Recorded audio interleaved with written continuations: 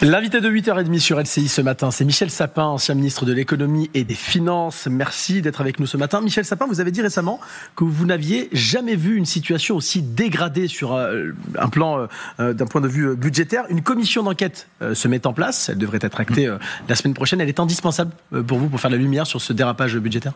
C'est utile. Ça ne résout pas les problèmes. Mais c'est utile de savoir comment on est arrivé là. Quand je dis que c'est du jamais vu, on a déjà vu des budgets à moins 8%, par exemple, au moment de l'année, je puis dire, du Covid, ou à moins 7% au moment de la crise financière. Ce qui n'est du jamais vu, c'est d'avoir un déficit qui augmente en période normale. Qu'un déficit augmente brutalement en période anormale, c'est le rôle de l'État, de combler en quelque sorte l'absence d'activité. Et là, vous vous souvenez pour le Covid, c'est j'éteins la lumière, je rallume la lumière.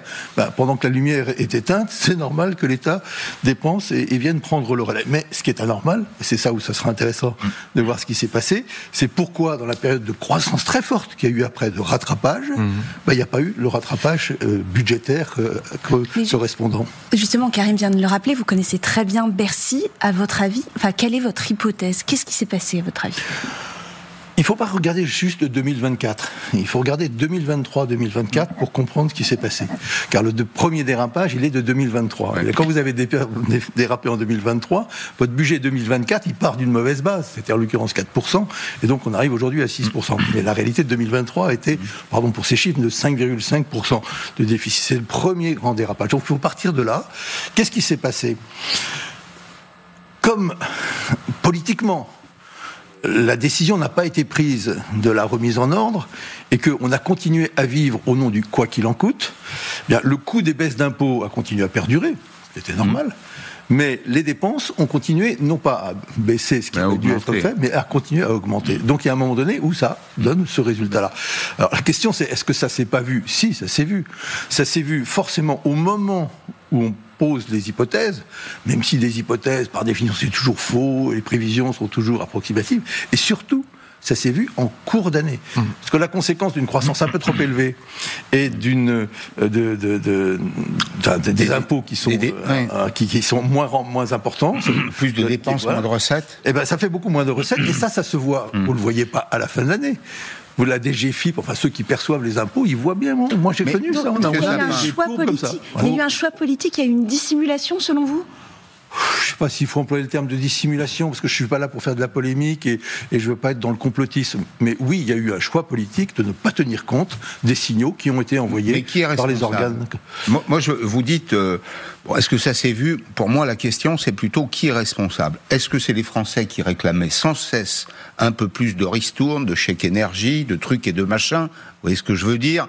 On a même inventé quand même une subvention pour le rapiéçage des vêtements usagés. En France, on est en 2023 à l'époque, où l'État, qui aurait dû avoir le courage de dire écoutez, c'est terminé, il n'y a plus d'argent, on débranche. Qui est responsable ? Qu'est-ce que vous auriez fait ? C'est forcément l'État, au sens les responsables politiques qui sont là pour ça. D'accord. Les Français qui se demandent toujours moins d'impôts et plus de dépenses à leur profit, je dirais que c'est naturel, même si on a le droit aussi d'être un peu globalement responsable. Mais enfin, je ne vais pas faire cette critique-là. Chacun, il y en a qui a été dans la difficulté, il y en a d'autres qui avaient envie de voir les impôts continuer à baisser. Non, c'est une responsabilité politique. Et je n'aime pas l'idée suivant laquelle ce serait une responsabilité administrative. Ce serait Bercy qui ceci. Non. Les signaux, ils sont envoyés aux politiques. Le président aurait dû dire stop. Oui, mais il a continué avec le quoi qu'il en coûte. Et il se promenait. Mais vous savez ce qu'il en coûte, de village en village en annonçant des milliards supplémentaires. Vous savez ce qu'il en coûte de dire non en politique, hein ? C'est dur. Oui, bien sûr. Enfin, il nous est arrivé de dire non. Je ne vais pas revenir sur le passé, mais rien n'est exactement pareil. Mais enfin, en 2012, on arrive, il y a un déficit qui est à plus de 5%, ce qui était, je dirais, presque normal compte tenu de la crise qu'il y avait auparavant. Enfin, malgré tout, les décisions n'avaient pas été prises, étaient reportées après l'élection présidentielle, et on a fini à 3% dans une période, et ça nous a été reproché. Parce que parce que vous avez été trop rigoureux. Parce qu'on nous a reproché d'avoir augmenté trop les impôts. Et peut-être que dans certains cas, le reproche est exact. Ou d'avoir fait un ajustement trop brutal avec des conséquences économiques. Vous vous souvenez de la courbe du chômage ? La courbe du chômage, elle n'est pas descendue aussi vite qu'on l'aurait souhaité parce qu'on a été responsable. Oui, ça coûte d'être responsable. Mais ça coûte encore plus d'être irresponsable. Mais alors là, on voit ce qui est en train de se dessiner. D'ailleurs, il s'en défend, c'est le procès de Bruno Le Maire. Vous avez été à l'économie et aux finances, vous avez été ministre, vous savez exactement ce que c'est de tenir ce paquebot à Bercy. Qui est-ce qui décide dans ces cas-là ? C'est le président de la République ou bien c'est le ministre ? La Ve République, c'est un système compliqué. Quand tout le monde est aligné, un président de la République, un gouvernement de la même couleur, une assemblée de la même couleur, ce qui a été le cas du premier quinquennat, un tout petit peu, si je puis dire, dans des conditions plus compliquées, les 2 premières années du deuxième quinquennat, il y a un responsable, c'est le président de la République. Et je n'aime pas l'idée que ce serait le ministre des Finances qui aurait caché quelque chose. Le ministre des Finances, c'est là aussi quelque chose, il va voir le président et il lui dit, écoutez, là, il y a un petit problème, une difficulté, ou le tutoie, et l'autre lui dit, ouais, c'est toujours pareil, à Bercy, on en rajoute. Enfin, on donne un certain nombre d'arguments, et on donne des arguments suffisamment puissants pour que des décisions puissent être partagées par tous. Donc, je ne vais pas montrer du doigt l'un ou l'autre, mais en l'occurrence, les responsables, c'est le président de la République et les premiers ministres successifs qui n'ont pas pris en compte la situation. Mais alors, si on suit votre raisonnement, si on est un ministre à Bercy et qu'on n'est pas d'accord avec ce que dit l'Élysée, on s'en va, non ? Vous savez ce que disait Chevènement ? Oui, un ministre, ça ferme sa gueule ou ça démissionne. Voilà. Ouais. Il a fermé sa gueule, peut-être a-t-il raison, parce qu'il n'y a pas que ça dans la vie d'un ministre de l'économie et des finances, il y a d'autres aspects sur lesquels on peut avoir envie de s'engager, mais je pourrais dire ça pour tout le monde. Je vois un garde des Sceaux qui dit que s'il n'a pas une ressucée, si je puis dire, son budget, il va démissionner. Enfin, vous les voyez tous en train de dire ça. Michel Sapin, le budget proposé par Michel Barnier, il vous plaît ? Il en faut un, d'abord parce qu'il faut toujours un budget, et il faut un ajustement. Si je voulais dire quelque chose d'un peu grosso modo, mais pour les gens ça ne devrait pas, 60 milliards d'ajustements, c'est la dose. Elle est lourde, hein, mais c'est la dose. C'est la bonne dose. C'est la dose d'économie ou d'augmentation d'impôts. 60 milliards, il faut gagner. 60 milliards, il faut gagner 60 milliards, sinon, effectivement, quoi ? Est-ce qu'on est en faillite ? Non, on ne sera pas en faillite. Il y a encore des gens qui nous prêteront. Mais ils nous prêteront comment ? À plus cher. Aujourd'hui, déjà, ils prêtent à plus cher qu'à la Grèce. Et donc, quand c'est plus cher, c'est des intérêts que vous payez tous les ans. Aujourd'hui, le budget des intérêts de la dette est presque égal au budget de l'éducation nationale, et dans quelques années, 55 milliards d'euros. Il va être au-dessus. Oui, et il est prévu à 61. Oui, donc, c'est pure perte. 61 milliards. Tout le monde cherche 100 millions par-ci. 61 milliards. Bon, voilà. C'est pour ça que la responsabilité est indispensable. On revient après la pub avec vous dans un instant, Michel Sapin. On continue l'interview politique avec Michel Sapin face aux experts dans le 6-9. À tout de suite.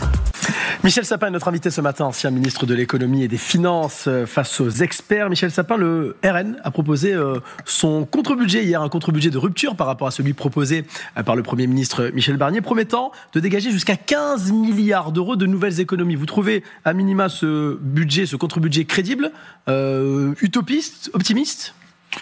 Que les groupes, quels qu'ils soient, fassent des contre-budget, ça me paraît être une bonne manière d'engager des débats et pas simplement des amendements éparpillés, les uns évidemment pour toujours baisser les impôts et les autres évidemment pour toujours augmenter les dépenses. Donc un contre-budget, au moins c'est un exercice d'équilibre, de responsabilité entre les deux. Donc la méthode est bonne. J'ai compris aussi que du côté de la gauche, il y avait le souhait d'avoir un contre-budget. J'ai même cru comprendre que du côté du corps central, qui est censé soutenir le Premier ministre, il pourrait y avoir un contre-budget. Donc la méthode est bonne. Soutien critique, monsieur.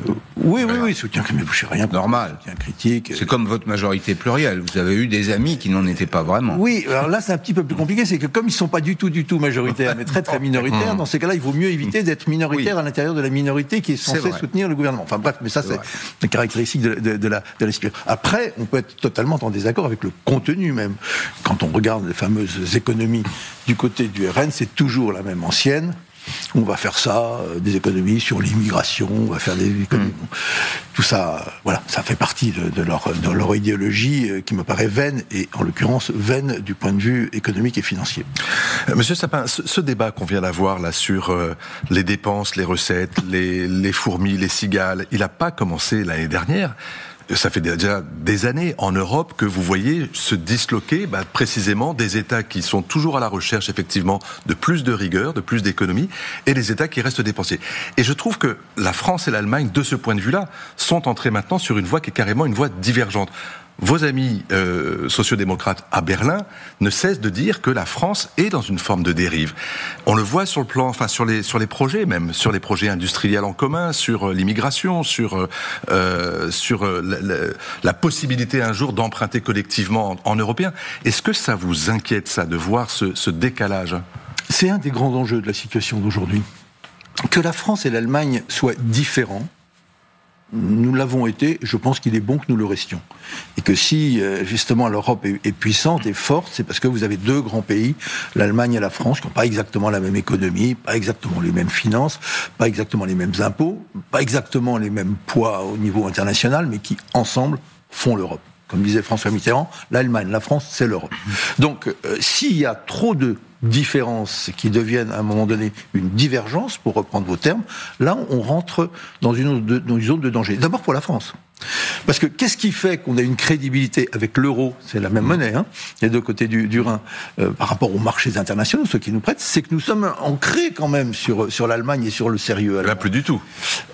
On a un différentiel, mais enfin, si on était tout seul aujourd'hui avec notre petit franc dans notre coin, je vous dis pas à quel niveau seraient les taux d'intérêt. Ouais, ça serait déjà la faillite. Donc on est déjà plus près de la Grèce que de l'Allemagne. Oui, on est plus près que la Grèce, mais comme la Grèce elle-même n'est pas à 25%, elle est descendue à 3%. Bon, voilà, donc elle a fait le chemin dans des conditions terribles parce qu'elle est allée jusqu'au bord du gouffre. Donc il faut absolument éviter d'être au bord du gouffre, sinon l'ajustement est très très puissant. Mais vous avez parfaitement raison de dire que c'est un des enjeux de la situation aujourd'hui. C'est la crédibilité financière, c'est vis-à-vis de la France, c'est vis-à-vis des Français, mais c'est aussi du point de vue international. Un pays lourdement endetté et qui ne tient pas ses finances est un pays qui ne pèse plus ni en Europe, ni dans le monde. Surtout quand il n'est plus capable précisément de mobiliser une forme d'unité européenne en couple avec l'Allemagne. Absolument. Et vous disiez aller vers un emprunt qui soit un emprunt commun. Comme vous le savez, stratégie Draghi. Oui, une stratégie Draghi, mais qui est la bonne. Enfin, vous savez, souvent il faut écouter Draghi, à tout moment. Dans le passé, comme aujourd'hui, il dit des choses intelligentes et pesées.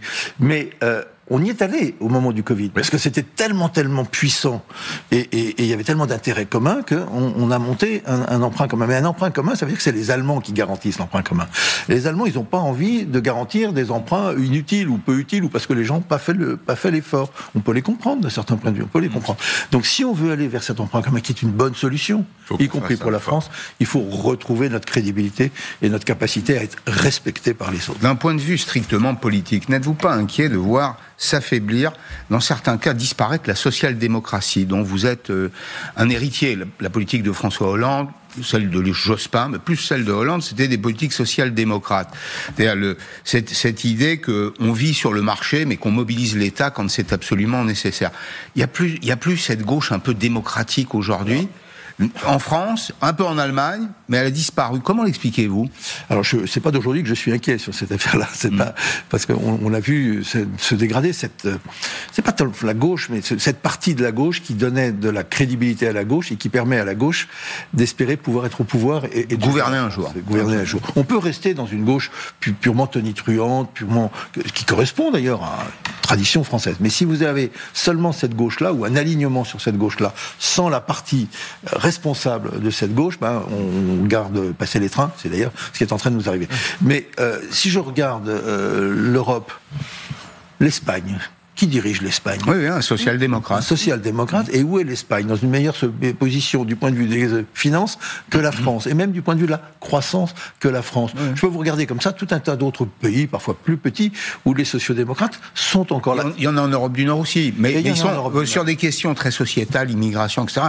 Ils sont en rupture radicale avec ce que pense la gauche française, par exemple. C'est la question de l'immigration, au cas du contrôle de l'immigration, qui est un élément qui est en train de changer, mais qui évolue aussi. Je veux pas dire, les sociodémocrates français sont pas des gens qui veulent une immigration comme ça, libre. On a tous toujours considéré que ça devait être contrôlé avec les moyens de ce contrôle. Tout le problème, c'est pas les lois dans ce domaine-là, c'est un autre sujet, mais c'est les moyens du contrôle.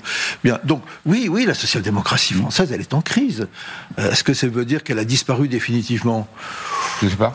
Je ne le pense pas, je ne le souhaite pas, je ne l'espère pas et je ne militerai pas dans ce sens-là. Ça peut passer par Raphaël Glucksmann. C'est une personnalité intéressante selon vous pour relever justement la social-démocratie. C'est une personnalité tout à fait intéressante et qui a eu un mérite dans le cadre d'un mode électoral différent qui est celui de la proportionnelle au niveau national, de montrer que les sociodémocrates pesaient plus que la gauche purement, comme on dit aujourd'hui, radicale, mais que je respecte par ailleurs. Les électeurs, en tous les cas, je les respecte profondément. Ils font partie de cette gauche qui peut redevenir majoritaire si les deux s'alignent plutôt sur les positions social-démocrates. Donc oui, c'est quelqu'un de très, avec beaucoup de qualité et qui a démontré une capacité dans cette élection européenne. C'est très particulier, ça veut dire une élection européenne.